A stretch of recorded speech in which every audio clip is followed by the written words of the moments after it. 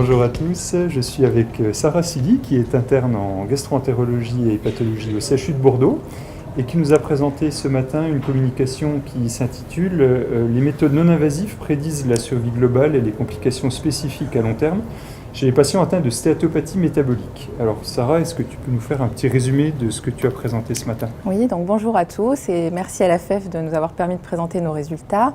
Alors c'est une étude qui a porté sur les patients atteints de stéatopathie métabolique et dans cette pathologie-là, on sait que la fibrose hépatique déterminée par ponction biopsie hépatique est le facteur pronostic majeur. L'intérêt avec les méthodes non invasives dont on dispose maintenant, c'est de savoir si on peut aussi les utiliser pour déterminer le pronostic de nos patients et parmi tout le panel qu'on a, de savoir lesquels choisir en pratique de préférence. Donc nous, on a mené une étude au CHU de Bordeaux sur 795 malades qu'on a recrutés au centre d'investigation de la fibrose de 2004 à 2014. C'était des malades qui avaient donc une stéatopathie métabolique de diagnostic échographique, qui ne devaient pas avoir d'autres causes d'hépatopathie chronique et chez lesquels on a mesuré 4 marqueurs non invasifs, le FibroScan, le NAFLD Fibrosis Score, le FIB4 et l'APRI. Donc, les 4 méthodes non invasives étaient classées en fibrose avancée ou non pour l'interprétation des résultats.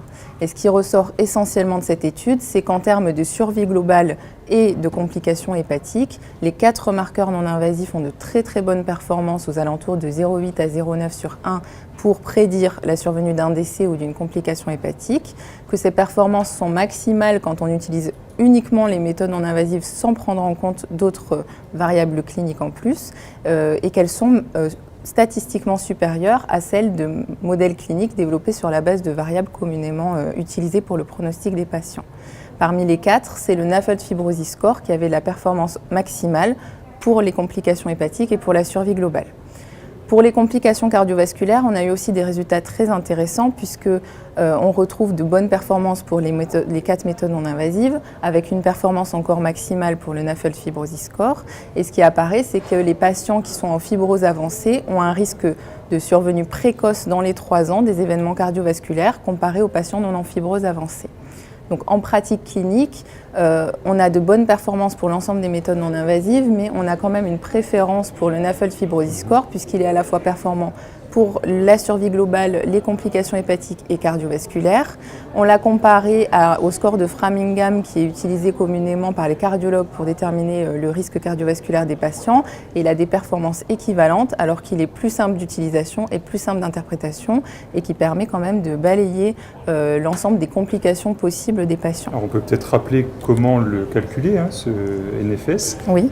C'est simple, Alors c'est ça. Tout le monde peut le faire.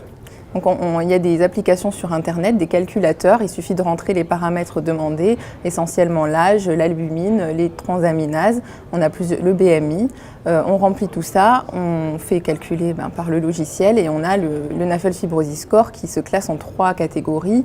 Donc il y a des valeurs seuil, 0,655 au-dessus de ça, 0,676 pardon, au-dessus de ça on est classé en fibrose avancée et en dessous il y a une zone d'incertitude et une zone où on est classé non en fibrose avancée. Voilà. C'est un score simple, donc il faut vraiment élargir un petit peu en termes d'utilisation, comme le FibroScan, on l'a montré à pas mal de reprises.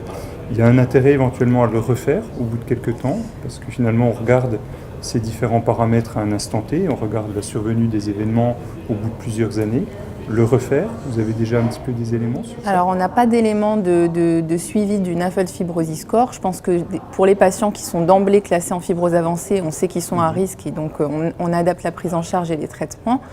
Pour les patients qui ne sont pas en fibrose avancée, c'est quand même délicat de ne plus le refaire et de s'arrêter là. Je pense qu'on va les revoir et oui, parce qu'ils vont pouvoir évoluer et passer dans le groupe à risque et c'est là qu'il va falloir leur proposer des traitements pour les NAFLD ou les envoyer au cardiologue puisqu'ils sont à risque élevé de complications cardiovasculaires. Très bien, merci beaucoup. Merci à vous.